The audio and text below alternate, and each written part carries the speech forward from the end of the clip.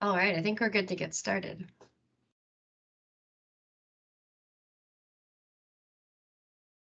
We'll give our speakers a second to come on camera and then I'll go ahead with an introduction.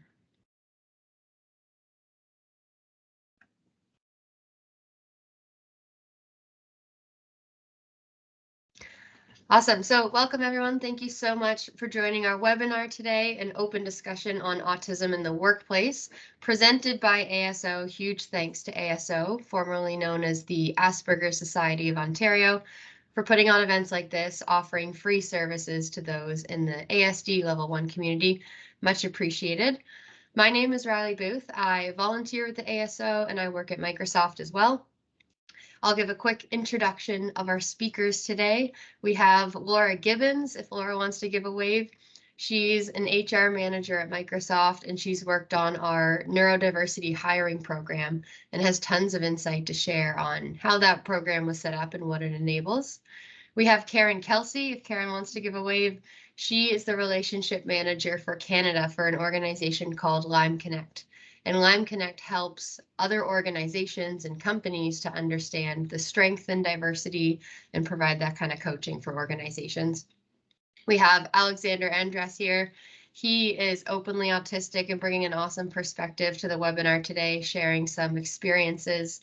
And he's also a speaker and advocate for mental health, LGBTQ+ rights, and things like that. So very happy to have the three of them here. And then as well, Alexandra Profassi, who is the executive director of ASO and can bring a great perspective on what resources and support the ASO has available as well. So let me pop over to the agenda and give everyone an overview of what we're going to be talking about today and how our conversation is going to go. We're going to go through a process of autism in the workplace front to back when you think about finding a job, interviewing for a job. Topic of disclosure will be a big one. Is it required to disclose? When do you feel comfortable to disclose if you'd like to provide that disclosure to a workplace or colleagues or anybody like that? We'll talk about managers and support from managers, finding allies, as well as resources that are available. And then prioritizing Q&A. So the Q&A window is open now. If you think of any questions that you'd like to ask our panel, feel free to pop them in at any time throughout the webinar, and then we will pull them all up when we get to that end, the Q&A period. We're hoping to keep our discussion 30 to 40 minutes so we can have lots of time for that Q&A at the end. And then if you learned something today, if you're inspired, please do visit asontario.org, the ASO website. Please consider donating if you found this useful. They've been amazing, especially through the pandemic, while donations are low, of continuing to provide support and services, even as demand for those services was increasing throughout the pandemic. So that will help with organizing events like this. So we're going to start off with a quick poll to get some context on who we have in the audience here. So if you don't mind pulling up your cell phones, everybody who's an attendee, if you can go to menti.com and put in this code, we would love your perspective. The first question that you'll see when you get there is, how did you hear about the webinar? So please do pop in a couple notes or comments on how you heard about the webinar, and we would very much appreciate that perspective. And while you're pulling that up and doing that, I will provide a bit of context on the conversation that we're going to have today in terms of a lot of the experience that our speakers have is within the context of office jobs and large organizations and things like that. So worth noting and remembering that everybody's experience will be different. Advice will resonate differently with different people. So more than happy to answer your questions and provide perspective, but this is within the context that we have and the experiences that we have. So I see some answers popping in. Awesome.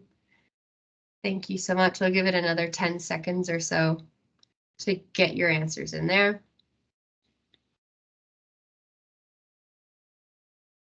And then the next question for you, you should see on your screen now, is do you have experience with people affected by ASD, which is autism spectrum disorder? So there's various types of autism spectrum disorder, but within the context of ASD, have you worked with people? Do you have ASD yourself? Are you new to the topic or have not had any kind of training or learning or education on the topic.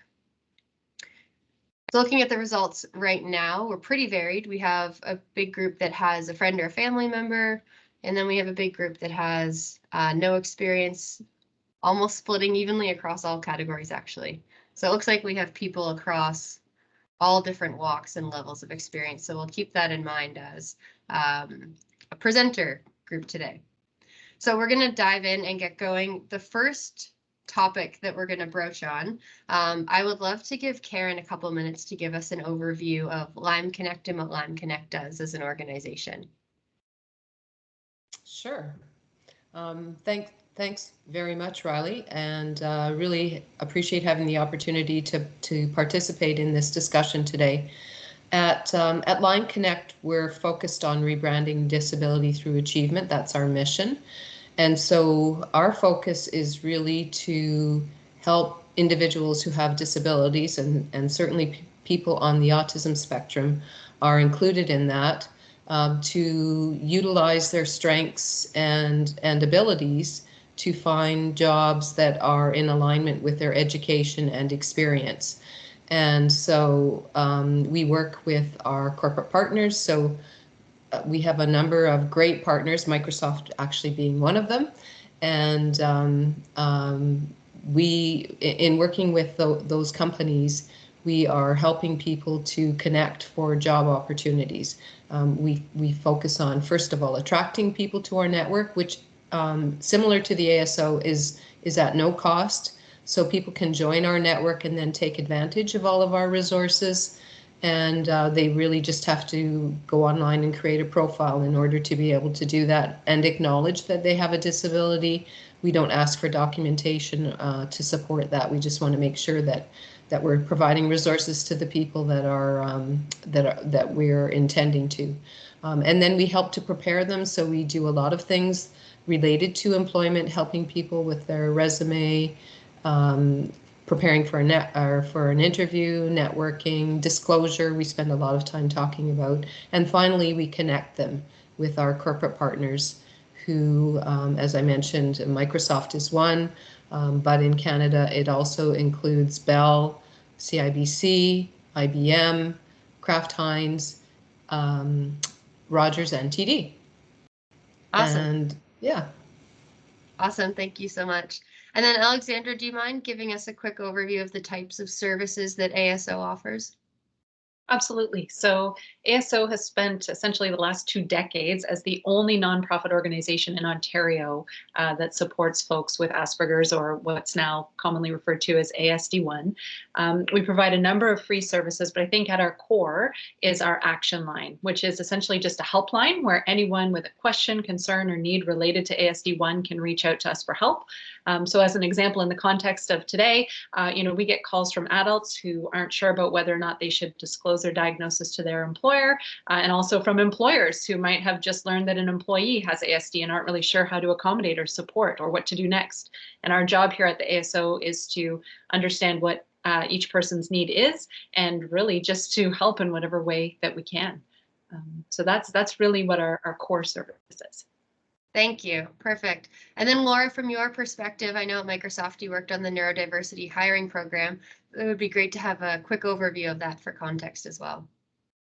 Certainly, and thanks, Riley, for organizing. I'm thrilled to be here and to be part of when we actually hosted the event, it was called the Autism Hiring Program, but we've now rebranded it to, the Neurodiverse Program. So Microsoft Vancouver, which is where I sit out of, we were thrilled to participate. We were posting for software engineers. And so we really worked with our program team out of Redmond to figure out how do we tap this pool of talent, that there is a lot of resources available to us. How do we look at hiring differently? How do we interview differently? How do we support differently? And onboard these these employees to Microsoft. So I have some great learnings and some really kind of aha moments that our team learned as we went through the process. So I look forward to sharing that with all of you as we go through the session. Perfect. Thank you so much. So that will lead us into our first topic. If we start at the beginning of finding an opportunity, finding a job, figuring out where you want to apply, I'll pass it to Alexander. If you have any thoughts on your experience, you can give us either things that have worked well for you or where you've seen challenges for yourself in that process. Yeah, definitely. And thanks so much, Riley, for this amazing webinar as well. So my main issues have been surrounding a lot of education. I, I have never done well in traditional education, so it's made college really, really hard for me, and that can be a big barrier in getting employment and stuff that I'm actually interested in, as well as just finding employment where I don't feel a rate of burnout because unfortunately I feel a lot of burnout sometimes. It can be hard to function day to day as some of my other peers do. So just finding stuff that really resonates with me, but also feeling secure with my peers and with fellow staff members is really, really important too. So there definitely can be a barrier, but talking about it is definitely one step towards making it less of a barrier at least. Awesome. Yeah, that's very interesting. And when we're looking at where jobs are posted and how people find them and apply, Laura, can you give some context on how Microsoft promotes the neurodiverse hiring program, or where you would recommend people would look for similar programs? Certainly, when we were hiring for our event, we posted on our internal Microsoft Vancouver site, as well as we have a pull from Redmond in our site, and I'm happy to share the link in the chat with this group as we progress through the session. And so you're able to see upcoming career events that we're doing. We also leveraged our local community, so advocates, parents that were working with us already to kind of share out on their LinkedIn and posts. We also worked with a local company in Vancouver that was focused at the time. And so they really helped kind of share out as well with our network, specifically in technology, to let them know that we were hiring specifically. Awesome. And then Alexandra, I know ASO has support and partner organizations and things like that for finding employment too. We do. So we have a wealth of resources we can share, everything from details about organizations with neurodiverse hiring programs, like we've talked about a little bit already today, to toolkits and guides related to ASD in the workplace for employers and employees, to websites and articles and just general resources focused on gaining and maintaining employment, interview tips and building your resume and that kind of thing. Awesome. And then Karen, what about from your perspective? So Line Connect, people can search for jobs through our website with any of our corporate partners, and they can let us know. And if they let us know about a job application, we have an opportunity. So I have contacts at each of the partners. I can follow up, so it brings attention to their application. They are still going through the regular application process. But the other thing that we offer are a number of recruitment events each year. In 2022, we're planning 7, and at this point in time, it looks like the majority of them will be virtual, but time will tell depending on where we are sitting with the pandemic by the fall.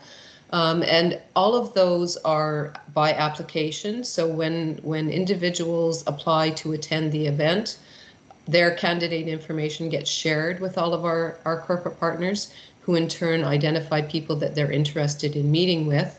And so at the event, it's an opportunity for them to really network. It's not they're not actually interviews, but it's an initial connection. They get an opportunity to share a little bit about themselves and hear a little bit back from the representatives of the companies, and really start that networking process and identify the types of jobs that they have an interest in. And we also have a career coach who can help guide people. So probably offering some of the things, again, that the ASO offers, but really to help, again, people with their resume and preparing for an interview, or even for the event itself. Okay. Yeah, that's great to hear. So as well, for context for everybody on the call, ASO has a Facebook group that has 2,700 members in it, which is a great community for people to post and ask questions. And there's usually tons of questions in there about how do I find employment opportunities or suggestions on where people should look and things like that. So tons of great resources available. And then when we move into the concept of interviewing, say you found something you're interested in, you got an interview, we can again start with Alexander's perspective. If you want to share a bit with us on interviews from your perspective, have you ever asked for accommodations in an interview, or how do you approach that? I can start by saying interviews are really scary for me. And sometimes I struggle to get past that initial interview phase just because I get so anxious about it. Um, I haven't asked directly for accommodations in an interview. Usually it's shortly after. Um, but I am always honest about having autism because I think it does make me unique and it makes my brain work in a unique way, which I think is really cool. And I think it's just a cool kind of fact about me that I can share with my employers. But when it comes to accommodations, my last employer was actually phenomenal about it. I got really burnt out at one point, and I said, "Hey, I'm sorry, I need to take a break. I'll be back, but I just need a little bit of a break." And she basically said, "You know what? Take the time you need, recuperate, and get back to it when you're feeling up to it, really." So. Even just little things like that and leading with kindness can really help someone open up and can help someone feel more comfortable who has ASD in the workplace. Yeah, yeah, that's great to hear. And are there certain aspects of interviews, you mentioned they're super nerve-wracking, are there certain aspects of an interview that's more nerve-wracking? I think just honestly, meeting new people in the first place can cause my anxiety to spike. I think it's just the formality of it as well. Just knowing you're going in there, you have to meet a new person, you have to tell them everything, and sometimes the traditional interview questions like "Tell me your strengths, tell me your weaknesses." I never know what to say, so that can make me really nervous as well. And I think just overthinking and thinking about everything that can be said. Um, and that can be a lot of that can be alleviated too with just the environment that you're going into and the people who are interviewing you. Yeah. Can you touch on that a bit more? What did you find was the most helpful in interviews? Because you mentioned you may not want to discuss right off the bat for an interview, but where are those scenarios where you did feel more comfortable? I think honestly, it all had to do with the employers. Someone saying, "Hey, we are a diverse workplace. We know about diversity within the workplace." That always makes me feel more comfortable opening up. It doesn't even have to be neurodiversity, but even just that word diversity in the workplace really helps me feel comfortable. And I think honestly, it all has to do with one's comfort level with themselves as well. So the more comfortable that someone is feeling, the more they are willing to own their neurodiversity, and that's something that I've learned along the way. Is now that I'm a lot more confident going to my employers and saying, "Hey, my mind works differently, but I'm also brilliant." So, it kind of pays off. And I think being honest about it and about differences can really help, especially employers. Yeah, no, that's a great perspective for sure. And then I'm curious from Karen, if you don't have to go chase your dog for something. I know you have a new puppy. Um, but I'm curious from your perspective. You mentioned there are some good things to ask before an interview, or what are some things that people can look out for to help themselves have more information and preparation before they go for an interview? The thing that I would say, and when I'm finished, I do have a question for you, Alex, if you don't mind. So, the things that I would say that you should really be focused on are what will it take for you to be successful? And so if so to prepare as much as you can ahead of time for the interview. So first of all, to find out what kind of an interview it's going to be. And today it's probably going to be virtual, but is it going to be with one person? Is it going to be with more than one person? Is it a behavioral type interview? Are there, yes and no questions? Like, what's the structure of the interview? And I think the more that you're prepared, probably the less anxiety you're going to feel. Hopefully that will be the case. And then to ask for whatever support you might need in order to be successful. So if if it would be helpful for somebody to send you an outline of what the interview is going to look like, then that I think that's something that you could ask for. It's great that you're already being very open about being on the autism spectrum, and so I think that that in of itself will help to help someone to understand anything that might happen in the interview. But also, if you have anything to share about that, whether it's so not I'm not noticing it with you, but some people I know on the autism spectrum have a hard time maintaining eye contact. So to talk about that, or whatever might come up that you think someone will go, I wonder what's going on with Alex, that that you share that ahead of time. But I have a question for you. So you were talking about burnout, and I just wondered if there's anything that would help you. So before you actually get to that point, if you would be able to share anything with your manager before you get to the burnout stage that might help prevent that actually from happening. That's actually a phenomenal question. I think it takes a lot of self-awareness to be able to find before you get to that burnout stage. And I think honestly, I was aware before it happened. And I think just noticing those small, subtle differences in your attitude towards work and talking to your manager about it. So the way I could have approached it differently before actually having to take months off, for my own health was I could have gone to my manager and I could have been like, hey, I don't feel as passionate about the job. What can we do to fix this? I don't know if it's a me problem. I don't know if it's a job problem. And just talk it out, because 9 times out of 10, if you're a good employee and if you're putting in good work, your manager will want to work with you and will want to find a solution and won't want to lose you. So I think honestly, definitely approaching it when you're starting to realize, hey, it's not the same job that I fell in love with, is important. And I think being realistic as well, and knowing that jobs change, situations change. Something in life that may have caused burnout 6 months ago may not cause burnout 6 months from now, and vice versa.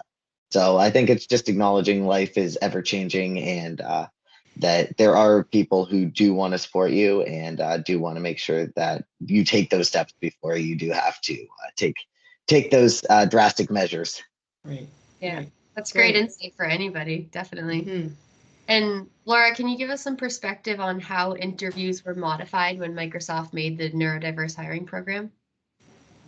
Absolutely, Riley. I would say this was one of the neatest things that I learned as we went through the program. And so for those of you on the call, like I'm speaking specifically for technical interviews. So we were hiring for software engineers, and our typical interview loops can be quite daunting for any even neurotypical person interviewing, let alone, somebody who may have ASD. And so what we learned was that 4 or 5 hours of whiteboarding, 1 hour interviews right after another is not the best environment for anybody to be interviewing in. And so the approach that we took was actually a 3-day hiring event.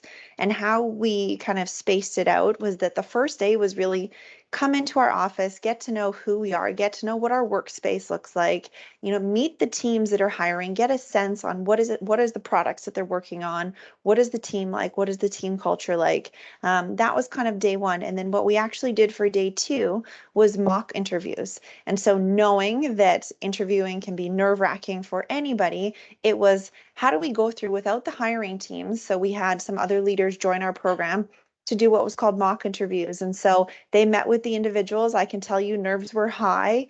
There was some lapse in pacing that happened for different individuals before they went into the room.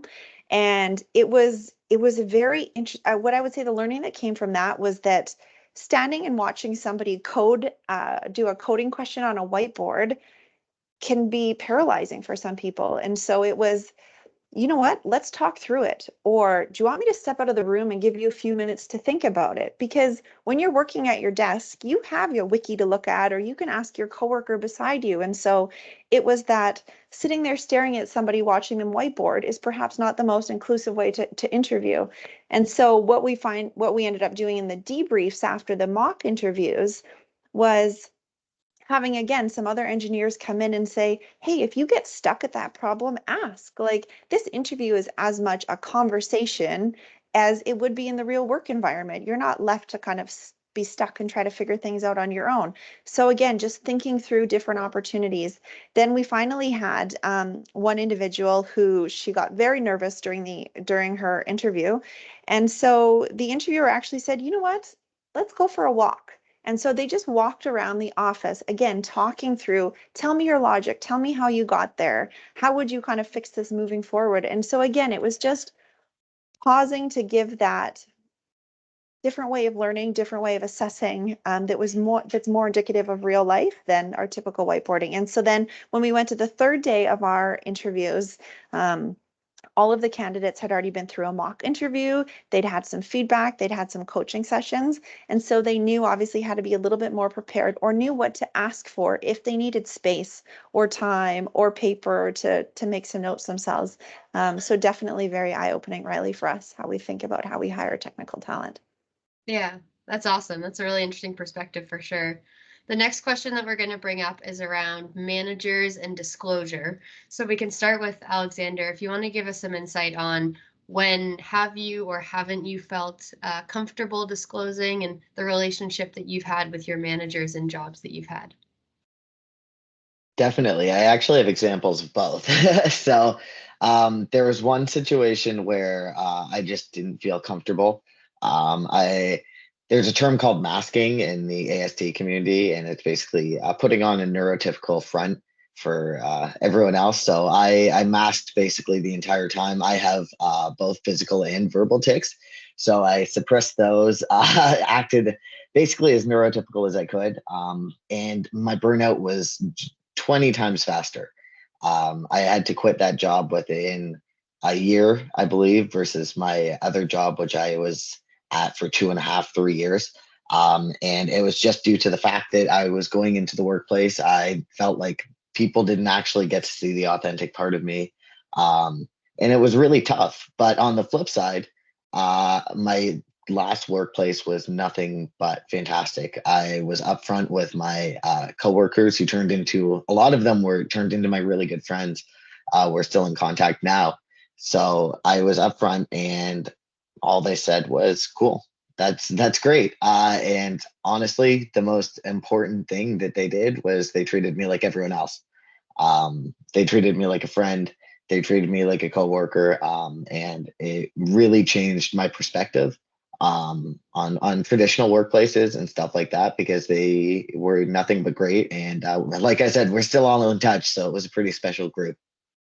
Yeah, that's interesting. And I'm curious, for the ones where you weren't comfortable to disclose, can you give some insight into why that was, what you were kind of picking up on, especially for anyone in the call who doesn't have experience with a colleague with ASD or a family member, things like that, and may know if they're allowing someone to be comfortable or not?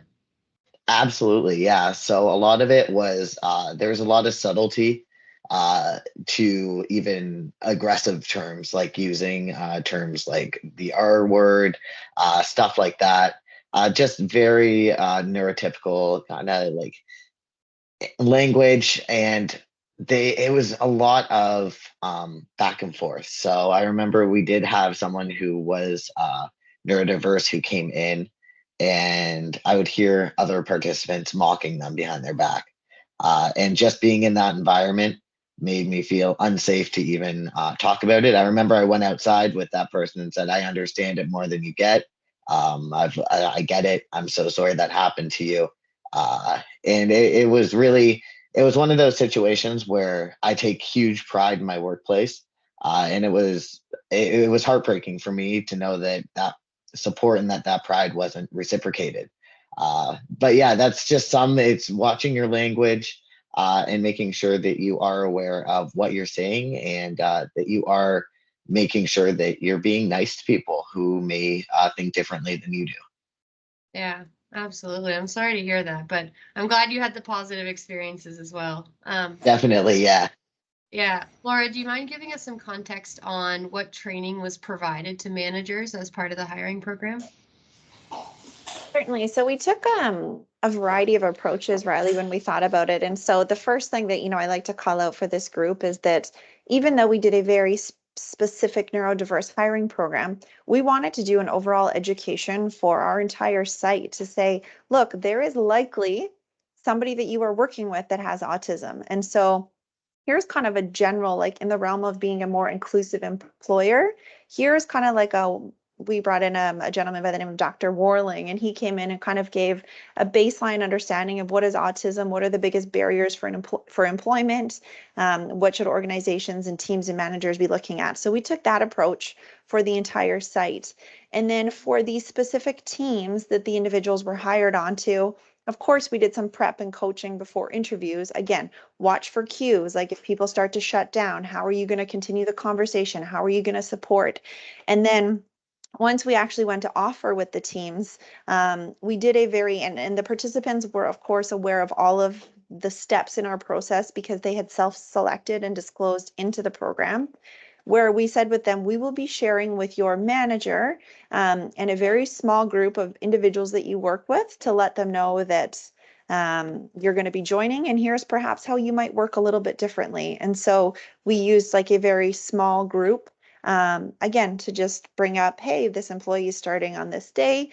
Here's how they might work differently, and kind of here's some suggestions how you might want to rethink your typical. For example, we would when we were in the office, teams would have daily stand-ups. And so for these individuals, attending a team stand-up and trying to speak or jump over others for airtime was a little bit intimidating. And it was, hey, these individuals are now going to use Teams to submit their questions in the chat function. And so it was things like that. So again, we took a very like a general approach and then a specific approach.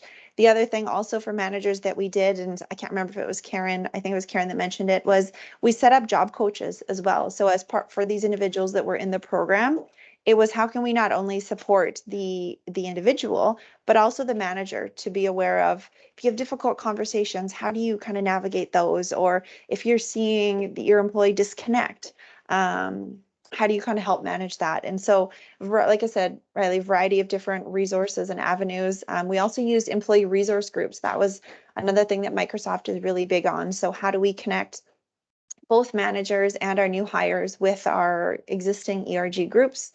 And sometimes it helps to have like a very neutral person that wasn't their manager that they report to, that they could bounce some ideas off, that wasn't HR, that was part of the program.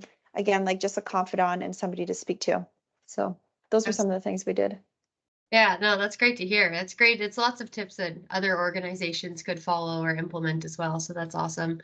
And then Karen, from your perspective, can you tell us a bit more about, on the topic of disclosure, some common things that people weigh out when they're deciding when does it make sense? Is there a rule of thumb in terms of always disclose in the interview, or how can somebody make that decision about disclosure? Yeah, I think that it sort of goes back to what I originally said, that you want to think about what you need to be successful at whatever point in that whole recruitment process it is, or after you've actually started your role. And so if you think about it from that perspective, then I think it gives you some good guidance. And also whether or not you actually need to disclose, because everybody doesn't require an accommodation at the office. Some people are able to manage, and especially depending on the role. So I think if you're not going to need an accommodation, then it's entirely up to you whether you decide to share. Well, it's actually always a personal decision. No, nobody can force you to disclose, but then it's up to you whether you choose to disclose or not. But you may. So again, if you're looking for support during an interview, then you'd want to let somebody know, whether it's the recruiter who's reached out to you, or if you're already aware of what the actual process is, who you should request that accommodation from. If it's maybe it's that you're going to need an accommodation for a case study or for some sort of a technical test, then at that point you'd want to make that request. So I think it's really it's really just making sure that you too many things going on here. That you're setting yourself up for success. And then I think the other thing to keep in mind, as Alex mentioned, things change. Your job can change. The expectations can change, and so if things have been going along really well, and then you realize, what, I'm having trouble now, or that a change is coming and you believe that you're going to have a problem, then that would be a good time. The other thing that we often talk about is using a metaphor, coming up with some kind of a metaphor to explain to people how your disability affects you. And particularly because we're talking about from a career perspective, how it affects you on the job. And so I think if you can come up with that metaphor, then it can help people to have a better appreciation for the impact that it has on you, and then help them to adjust their behavior or their actions accordingly. I mean, you may have some suggestions as well about what's going to help you. And maybe it's the actual, maybe it's some kind of a technology, or just some flexibility. Alex is talking about burnout. So is it, maybe you need to have more breaks during the day. Maybe you can't work a 9 to 5 or a 10 to 6 or whatever. Maybe your hours of work may be from 12 at noon till midnight, but it doesn't matter because you're getting the job done. So I think there are lots of different opportunities, and always keeping in mind what you're going to need to really perform at your best level. Yeah, that's important for sure. And then Alexandra, in the context of the ASO, what do you hear most from people in terms of their relationship with their managers when they're calling in and seeking some guidance from ASO? Well, I think agencies or employers are really just beginning to understand what it means to work with autistic adults, right? And they're really just trying to do their best to catch up with the needs of what is an amazingly fast-growing group of neurodiverse adults with great abilities, but also great challenges. So certainly we hear from our community members who feel, unsupported in their work environments. Lots of questions about how to help managers understand their needs. And that's really where we come in, right? I was talking about our action line earlier. We can help guide that process by providing resources and information to both the employer and the employee, and offer tips and strategies that really will just help ensure better communication and understanding. Right, that's what we're looking for here. We just need better communication and better understanding. A lot of these workplace accommodations that we're talking about are actually things that can be implemented that are of benefit to more than just somebody on the spectrum. They can just really help the workplace be better for everybody. So our role here at the ASO is to help provide the resources and guide somebody through that process so that they can have some of those conversations. Yeah, that's awesome. That's so important. And then Alexandra, I'm curious, when we're thinking about resources, are there certain resources or groups that you've leveraged or that you've found helpful?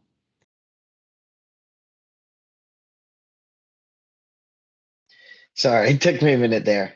Definitely, honestly, making those peer connections. Like I said, like we have the ASO here. I'm a part of their peer connections group as well through my friend Sean. And that's been extremely helpful, is finding neurodiverse people my age who I have stuff in common with and I get along. And especially just knowing that even if my managers aren't neurodiverse, that they support me. And I think it's important to note that it's not a lack of intelligence. It's just more so that my brain works a little differently. I can give the example of being able to do like math equations in my head when I was a kid and not be able to write down the work on paper. So I was always told that I was cheating. So just little things like that. And like it was mentioned, accommodations when it comes to testing and stuff like that, and realizing, that sometimes people can't come up with the answers and brains work differently. And in regards to workplaces, even sometimes little things, making sure that the lights aren't too harsh, making sure that the environment isn't too overstimulating for people. And again, that doesn't even help just neurodiverse people, that can also help neurotypical people. It can just add morale to the workplace. So it's kind of a win-win. But yeah, that's about all I have to say on that. I could go on for hours, but I will pass it back. No, that's awesome. Thank you. And then anyone else on the panel, any other thoughts on resources that you would recommend that people look into that we haven't mentioned yet? One that we haven't talked about is for if people are wondering about what kind of accommodations are out there, is the Job Accommodation Network. So it's askjan.org, and they have thousands, I'm sure, of different types of accommodations. And so if you're not sure about what kind of support will help you, I think that's a great place to look.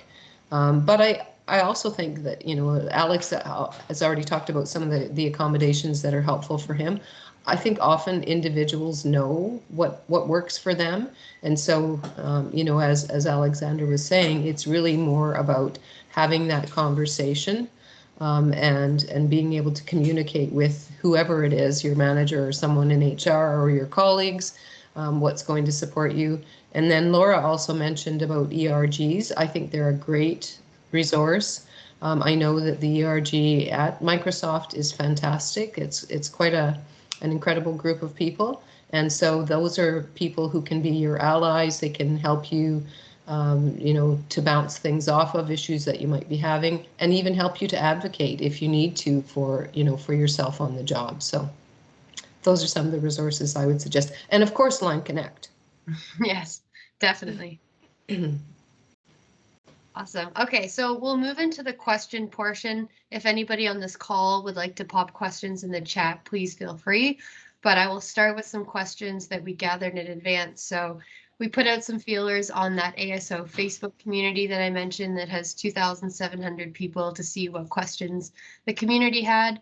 As well, if you remember on the registration form, you may have seen a field where you could enter questions. So we'll start by going through some of those. And the first one is a part comment, part question, but I'll direct the question aspect to Alexandra. Somebody commented, my daughter can find part-time work, but full-time employers don't keep her because she's too quirky. So we've spoken in this webinar a bit about what employers can do to be open-minded and create an inclusive workspace and things like that. But can you touch on the differences between part-time work and full-time work and when you consider the different options there? And this is from a parent, right? So I think one of the things that we should mention is that we tend to have these expectations about what being successful or having a successful job or career looks like. So it's important to really understand our kids' strengths and challenges and needs and find the right employment opportunity to match. So, you know, the right employment situation for someone with ASD might be different from what they or we originally envisioned. For some folks, a 40-hour work week is great. For others, you know, as Alexander was mentioning, it can be too much. They can get overwhelmed. There are sensory challenges. There's keeping up with social expectations of a workplace, lots of social events, lots of team meetings, those kinds of things can all be really overwhelming. So in those cases, part-time work or a flexible schedule. I think Karen mentioned that earlier, you know, shorter work days or working from home part of the day might be the answer. I think adjusting expectations and reframing what success looks like with lots of communication and evaluation as you go along is paramount. And I always encourage everyone to explore opportunities that will best fit their unique needs and then try to communicate those needs to whoever they're working. Yeah, that's awesome. No, that's a great perspective. The next one that we have here from the community, somebody mentioned that they are a manager in a workplace and they have someone who reports to them that they suspect may be on the spectrum, but this person hasn't disclosed. They have their own child on the spectrum as well, so they're drawing some parallels between their employee and their child, but they haven't disclosed yet. This manager has offered to listen if they have suggestions on tools or accommodations that they would need, but this person hasn't provided any yet. So curious if there's any advice for a manager on how can you help and make a comfortable environment, or is there any tips if somebody doesn't disclose and maybe they need a bit more help in their role to be successful? It's a loaded question. I know it's not a straight up yes or no. Here's the URL.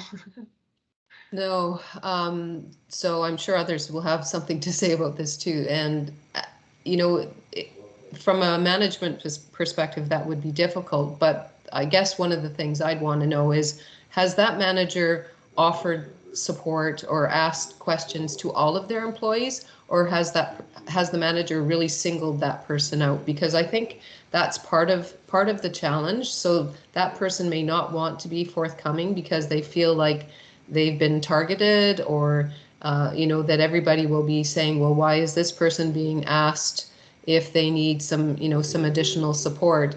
And I think that's part of being an inclusive manager, is to find out from not just one employee but all employees what, you know, what works for them. So you know, how do you learn best? How do you receive information best? If I need to give you instructions, you know, is it good for me to send you an email? Should we sit down and have a conversation?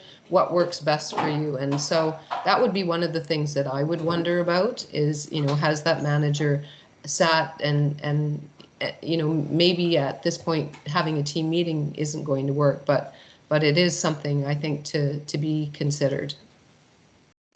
Yeah, absolutely. I personally think too, it all depends on the situation in the workplace.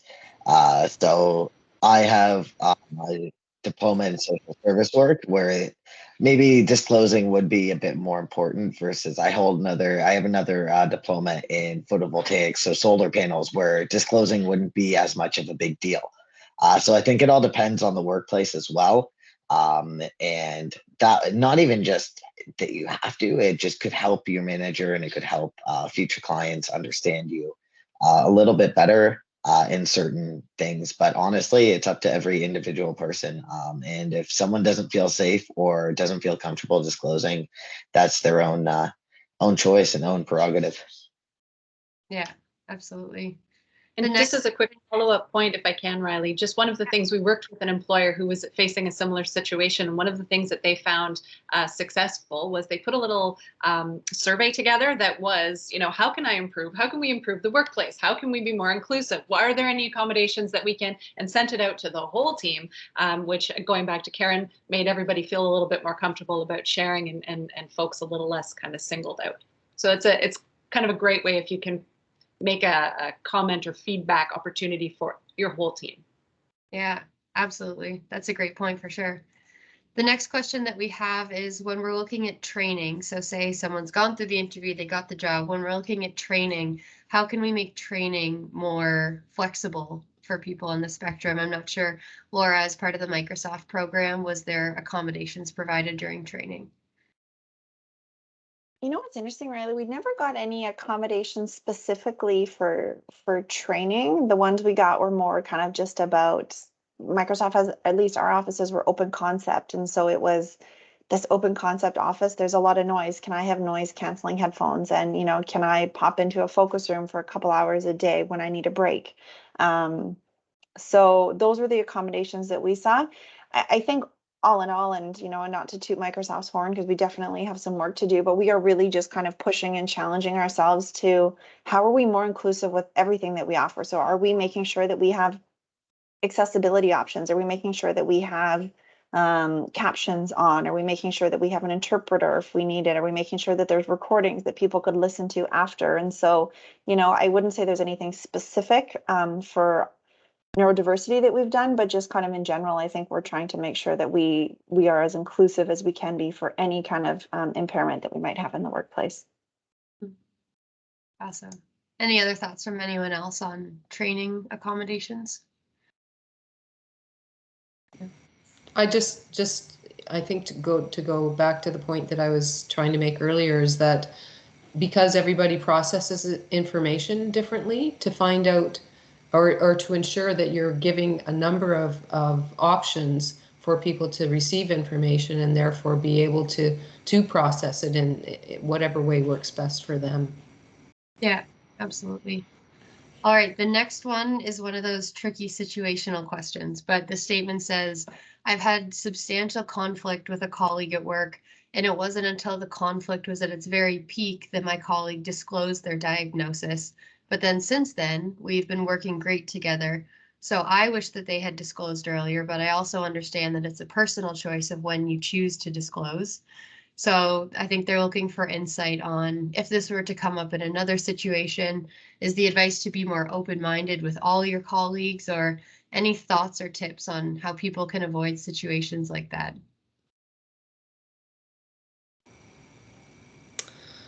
Well, the one thing that I would say, because as you said, and we've been talking about, disclosure is really a personal choice, but it's also sharing part of you. And it's how we all build relationships, is by sharing personal information about ourselves.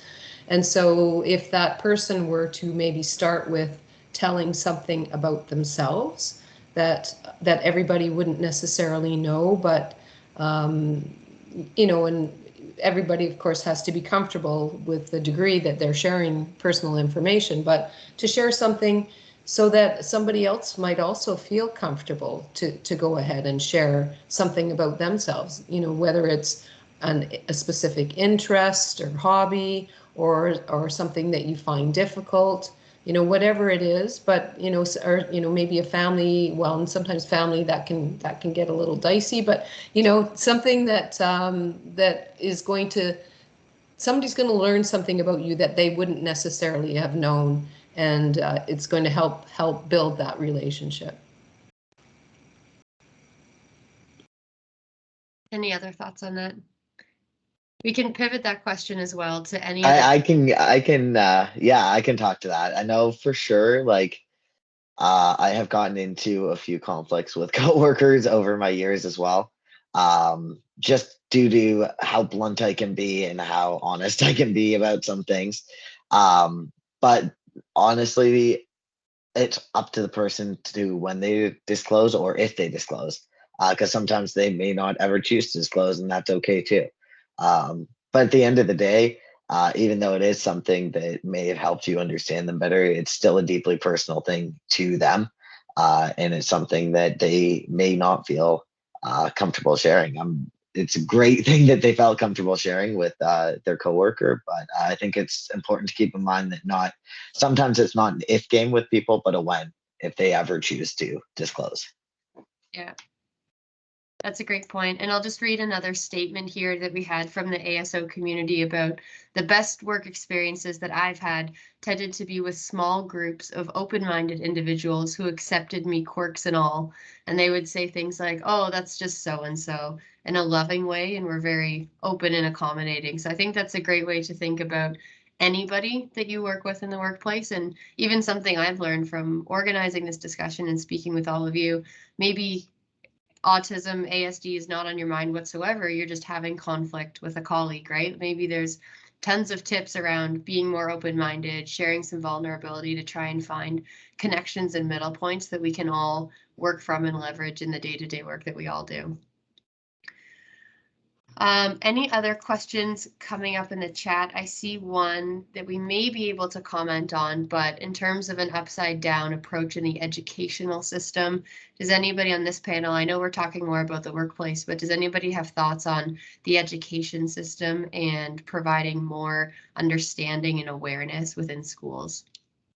That's really funny because my last job was literally in the education system. So that's a perfect coincidence. I think that there's a lot of work being done right now. But again, I think it starts with the language that we teach each other. So it starts in the playground. It starts from not calling names. It starts from realizing that everyone has potential and everyone's worthy, and that everyone's human. At the end of the day, we're all human. So I think honestly, the school board is getting there.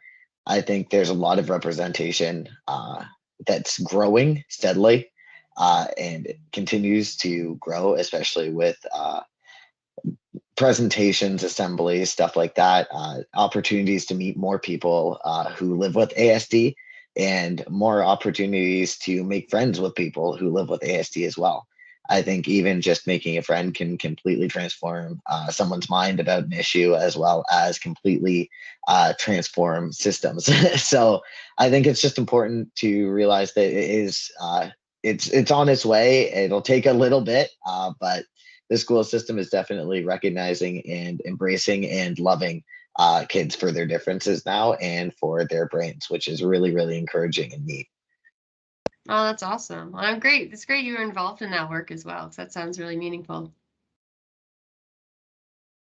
Just to touch on the school piece a little bit, just quickly, Riley, I think it's probably important to mention that building a successful employment experience begins long before we're ready to enter the workforce, right? So when we start talking about education and school, we need to start thinking about how can we be building the skills at this point that are going to make us successful in that next point, taking the next step into employment. So can we look at cooperative education programs? Can we look at internship programs? Can we look at volunteering experiences? What can we be doing while we're still in school that's going to help us build the skills to end up in a more successful place, I guess, beginning to our employment careers?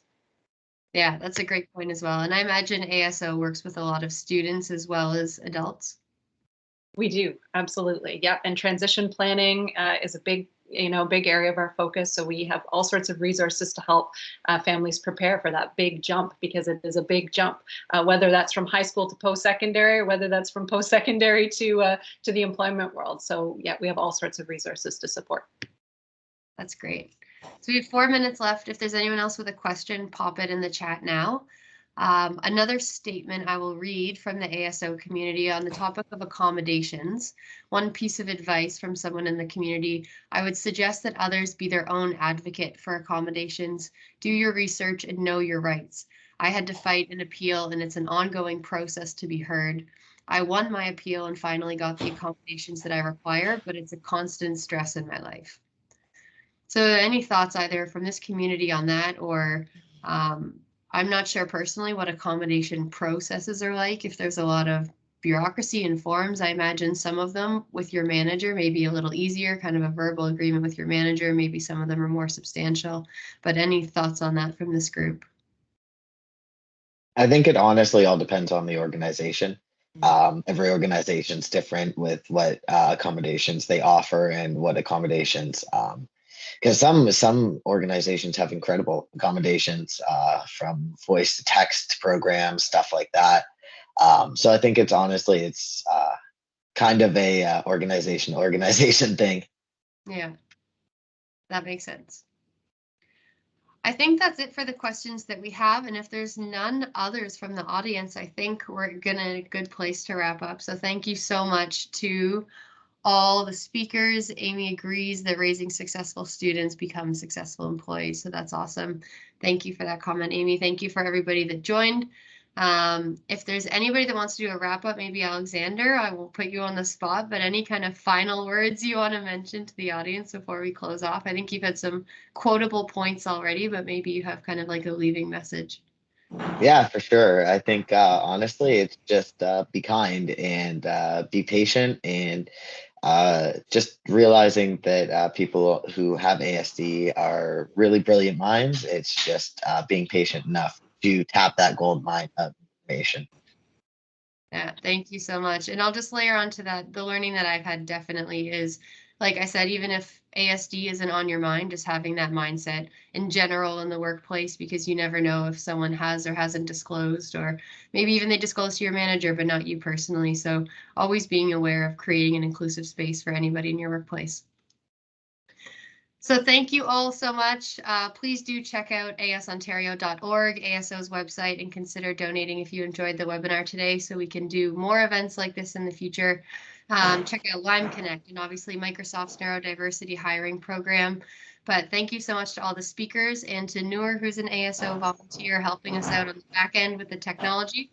And feel free to email ASO or check out the website if you have any more questions or want to get involved. Thank you so much. We'll talk to you guys soon.